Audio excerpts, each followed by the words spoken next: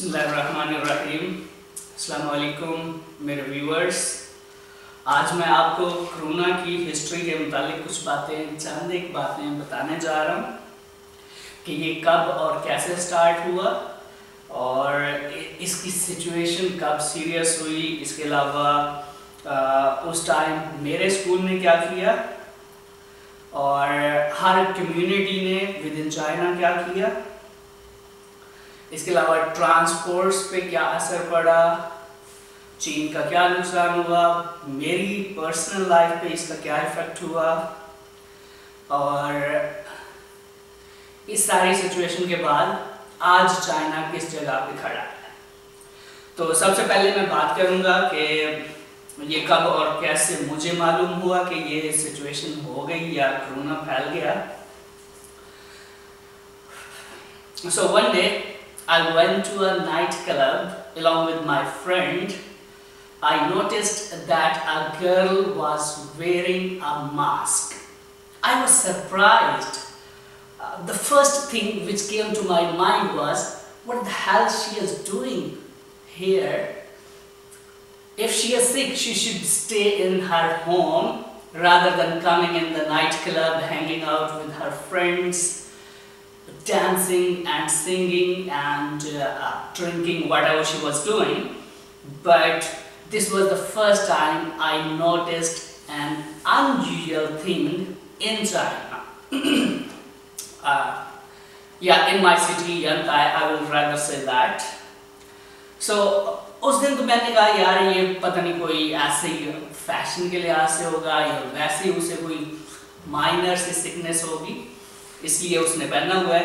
बहरहाल चंद दिन बाद मेरी एक 12th ग्रेड की स्टूडेंट से बात हुई। उसने मुझे खुद ही मैसेज किया तो she started behaving like a grand mother. She said कहने लगी कि सर आप आजकल जो है चीन के शहर वुहान में एक वायरस फैला हुआ है और वो पूरे चाइना को अपनी लपेट में ले रहा है, आप इससे एहतियात करें, हाथ धोएं, गैर ज़रूरी बाहर ना जाएं, रश वाली जगह से अवॉइड करें। तो इस तरह की वो मुझे चंद एक हिदायत देने लगी। तो फिर मैंने समझा, मैंने कहा यार कुछ ना कुछ है माहौल में तो मुझे थोड़ी एहतियात करनी चाहिए। तो उसके चंद दिन बाद मेरे स्कूल वालों ने, मेरे स्कूल की मैनेजर ने मुझे कॉल की और कहने लगी कि आप घर से बाहर ना जाएं और आपको कोई भी चीज़ ज़रूरत हो हमें बताएं, हम वो मार्केट से लेकर आपको पहुंचा देंगे। तो उस दिन भी मैं थोड़ा सीरियस हुआ। मैंने कहा वाकई सिचुएशन बिगड़ती जा रही है, मुझे एहतियात करनी चाहिए। तो यहाँ तक तो बात ठीक थी। ये उन दिनों की बात है 15 जनवरी के आगे पीछे, थोड़ा 15 से 20 जनवरी के करीब। तो उसके बाद अब 25 जनवरी से चाइनीज़ न्यू ईयर था तो पूरे चाइना में ट्रैवलिंग हो रही थी, छुट्टियां हो गई थी न्यू ईयर की। तो ये बहुत बड़ा इवेंट होता है चाइना में। इन लोगों ने मतलब बहुत ज़्यादा सेलिब्रेशंस करनी होती है। उस लिहाज से जैसे ही लोग वुहान से किसी और शहर में गए तो जो इन्फेक्टेड पर्सन था वो इस चीज़ को अपने शहर में, अपने गांव में, अपनी कम्युनिटी में लेके गया, जिसकी वजह से ये वायरस फैलना शुरू हुआ। अब उसके बाद जैसे ही ये सिचुएशन गंभीर होने लगी तो हर कम्युनिटी ने, मतलब हर कस्बे ने या हर टाउन ने क्या करना शुरू कर दिया। मेरे अपने टाउन ने, जिस कम्युनिटी में मैं रहता हूँ, जिस कॉलोनी में मैं रहता हूँ, उसके 2 गेट है, एक मेन गेट है बड़े वाला, एक छोटे वाला। तो बड़े वाला उन्होंने कम्प्लीटली लॉक कर दिया। जो छोटे वाला था उस पर एक गेट कीपर बिठा दिया और उस गेट कीपर के पास एक मशीन गन थी। वो हर आने जाने वाले बंदे का टेम्परेचर लेता था और टेम्परेचर अगर नॉर्मल है तो उसे अंदर जाने देता, उसे बाहर जाने देता, वरना मतलब उस कम्युनिटी के अंदर और बाहर जाने की इजाज़त नहीं थी। और हर घर से एक बंदा बस 11 से 5 बजे के दौरान एक दफ़ा निकल सकता था। तो इस तरह लोगों की मूवमेंट जो है वो लिमिटेड कर दी गई।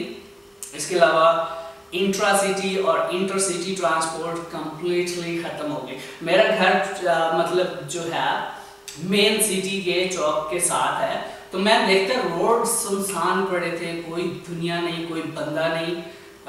मतलब जहाँ एक वक्त में 40-50 गाड़ियाँ 5 सेकंड के दौरान एक दूसरे के आगे पीछे लग के जा रही होती थी, तो वहाँ कुछ भी नहीं था, सुनसान था, बंदा पैदल भी नहीं जा रहा होता था। तो ऐसी सिचुएशन हो गई थी। तो इसमें चीन का क्या नुकसान हुआ? चीन का ये नुकसान हुआ कि न्यू ईयर पे जैसी सेलिब्रेशंस होती हैं, ये फेस्टिवल होता है, इवेंट होता है, तो बहुत ज़्यादा जो पैसे की रेल पेल है तो वो होता है, मतलब इन्होंने रेवेन्यू जनरेट करना होता है, वो कम्प्लीटली वेंट डाउन। इसके अलावा मेरा क्या नुकसान हुआ? मेरा ये है कि मैं एक तो घर पे हर बंदे की तरह मैं भी घर पे लिमिटेड हो गया। इसके अलावा जो है मुझे मेरे एक स्टूडेंट ने उसके अपने गांव में चाइनीज़ न्यू ईयर पे इनवाइट किया हुआ था, तो बेसिकली उसकी फैमिली भी और वो भी चाहते थे कि मैं जो है एक ट्रेडिशनल चाइनीज़ फैमिली के साथ न्यू ईयर का एक्सपीरियंस लूँ और उनकी ट्रेडिशंस को देखूँ और ये जो न्यू ईयर सेलिब्रेशंस है उनके साथ करूँ।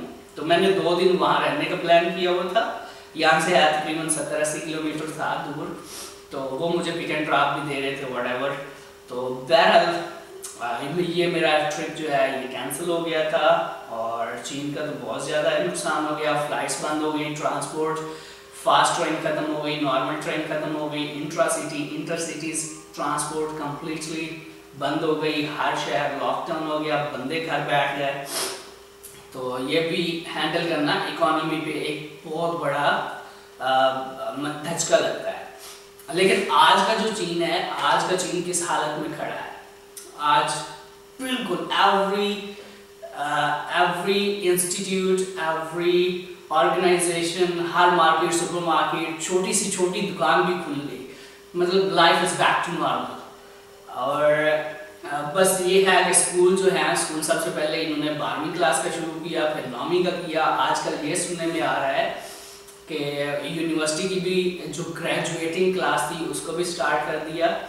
और ये सुनने में आ रहा है कि ये स्कूल तकरीबन 10 दिन के अंदर अंदर कम्प्लीटली हर क्लास, हर ग्रेड के लिए खुल जाएंगे। तो बस ये आखिरी स्टेप था, क्योंकि इनकी जो भी चाइना में यूनिवर्सिटी है, स्कूल है, कॉलेज है, जो भी है, हर एक में 5 स्कूल, नॉर्मल स्कूल में 5000-6000 स्टूडेंट होते हैं, यूनिवर्सिटी में 40-50 हज़ार स्टूडेंट होते हैं। तो जब 40-50 हज़ार स्टूडेंट मुख्तलिफ इलाकों से आएंगे एक जगह पे, तो ये बहुत बड़ी माइग्रेशन होगी, ट्रांसपोर्ट इन्वॉल्व होगी, और उन्होंने मतलब मुख्तलिफ कोने कोने से, चाइना के कोने कोने से आना होता है।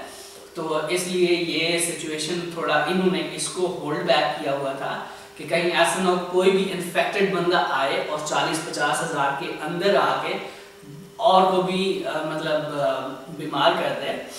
तो ये उन्होंने लास्ट स्टेप पे रखा हुआ था। अब उनको यकीन हो गया कि जो हालात हैं कंट्रोल में आ गए हैं, नए केसेस नहीं आ रहे, तो अब ये स्कूल कॉलेजेस को ओपन कर रहे हैं कम्प्लीटली 10 से 15 दिन के अंदर अंदर।